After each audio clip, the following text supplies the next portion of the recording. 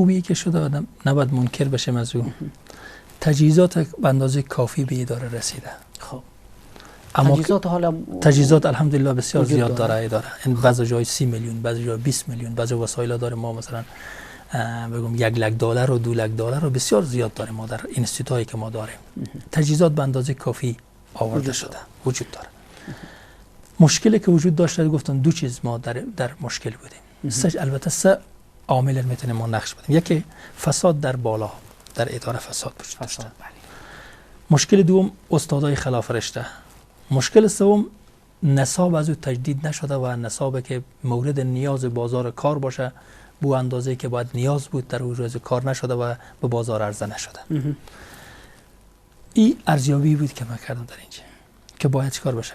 از این تجهیزات و از این امکانات باید استفاده بسیار خوب بشه و استاد ما ارتقاء ظرفیت داده بشه و کوشش بشه مثلا که اصلا مواد و مفردات درسی و چپتر و اینا براش کار بشه، فعال بشه. و الحمدلله ما مطبعه‌ای که در اداره ما بازم مطبعه‌ای وجود داشت که میتونست روزانه خیلی ما 20,000 شهادتنامه در یک روز چاپ کردیم.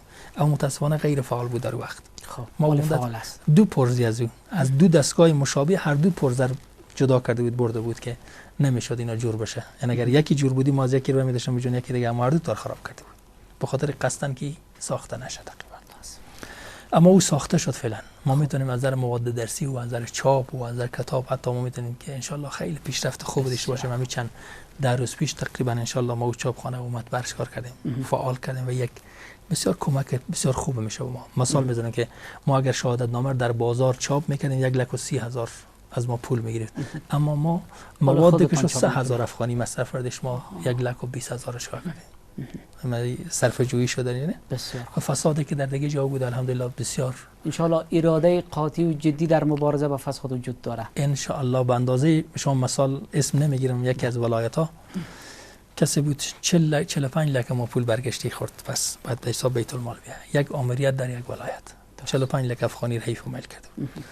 خبر شدم در یک از اینستیتوها بر مقرر شدی بعد از آمدن من فورا نور برکنار کرد و بسیار جدی بعد از حمایت کرد. خب وقتی حمایت کرد اجازه ندادم تمام دنیا پشتیبان تو باشه تا روزی که اینجا منفک شد رفت فعلا دست در از خانواده تعلیمات تکنیکی رو بیرون کردیم. و نام خدا شاید چیز جالب باشه به شما، ما در بخش نابینایان 11 کاستر داریم. خب 11 اراده موتر کاستر هست در اونجا. یک روز پیشنهاد آورد که 6 تا تایر به کار داره و چند تا تایر و چی اینا زیاد پیشنهاد میدن. از اداره حرکت کردم مستقیم رفتم به همونجا رفتم زیر موتر جمپینا جلو ورسه کردم نو بود جمپینا دنبال سگم کنه. خب کجای جمپینا که انداختی تو؟ گفت جمپینا همینا نو. گفتم اینا کنه. گفتم من میفهمم موتر فروشی کردم با تکنیک و یه کارا واردم. گفت نه آخر موتر اون دیگه گفت بیا ببین نو یا کنه اینا کنه. گفتم تایرای 6 تا تایر که رو از این انداختی کجای؟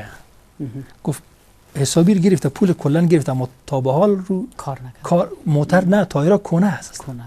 تایرا کجاه؟ تایرا میاریم بعداً میاریم. خب باز گفتم تایرا کو نو تو چرا تایرا رو عوض می‌کردی؟ با موتر دیگه رفتن گفت باتری 2 تا باتری پیشنهاد داده بود. خب گفتم موتر صرف بزن، صرف زد هر دو باتری فعال چالان میشه. باتری هم نو.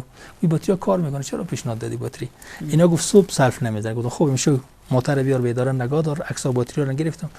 گفتم صبح با صرف میزنه اگه جور شد موتر اگر روشن شد که خوب، اگه نه باز من خدمت 3-4 موتر اون همون روز ما گفتم چیکار منفک شه برات کار. یعنی ان شاء الله با شما قول میدم که فساد آدم باید خودی مفسد باشه تا اطرافای از فساد بگیره. اگر آدم خودی خراب نباشه، یک مسئول واقعا آغشته به فساد نباشه، امکان نداره. مشکلی اساسی وطن ما وقتی که در فساد شد بدانین که اونجا چیکار میشه. یا یک آدم بی‌کفایتی که خبر نداره از چی فساد میشه، یا اینکه خدا نکرده خودی چیه، خودی شریک. خداوند شما رو در حفظ پناه خود داشته باشه. دوستان اشاره میکنن که وقت ما در حدود 3 دقیقه باقی مانده. در این 3 دقیقه در خدمت شما هستیم. پیامی اگر دارین در خدمتتان هستیم. اگر بحثی که بسیار لازم و گفتنی بود که در پرسش ها مطرح نبود در خدمتتان هستیم. تشکر. خیر ببینیم ان شاء الله چیزایی که لازم و ضروری بود همه گفته شد، چیز باقی نمونده. خواهش ما شما است که به عنوان یک رسانه و به عنوان همه دوستایی که ما دعوت میکنیم شما، به خاطر که واقعا بعضی وقتا در گذشته ارقام رسانه‌ای فقط هوایی و خیالی به رسانه ها داده میشد. اگر یک مستندسازی بشه، گزارش‌های از اداره بشه و این باعث رشد افغانستان میشه، من در این شک وجود ندارم. اگر این اداره رشد داده بشه و اگر این اداره فهمانده بشه، به دنیا کو میفهمه، متاسفانه همین ملت ما و شما نمیفهم از این. اگر از این شاپ‌ها و از این تجهیزات شما مثلا گزارش‌های جور بکنیم، بسیار این به نفع همه ما و شما میشه و یک صدقه جاریه ان شاء الله از برای ما و شما و همه بزرگواران میشه. بسیار خوب. سپاسگزار هستم جناب استاد از حضور شما در این بحث و برنامه، از اینکه تشریف آوردین. تشکر، من خوشحال شدم. الله متعال شما محفوظ و منصور داشته باشه. زنده باشید. خب بینندگان عزیز، این بود داشته های برنامه هفتگی امت که در همین جا به پایان رسید. تا بحثی دیگر و برنامه دیگر که مجددا در خدمت شما عزیزان قرار میگیرم، همه شما را به الله یکتا و توانا میسپارم. الهی تو آن کن که پایان کار تو خوشنود باشی و ما رستگار. خدا نگهدار.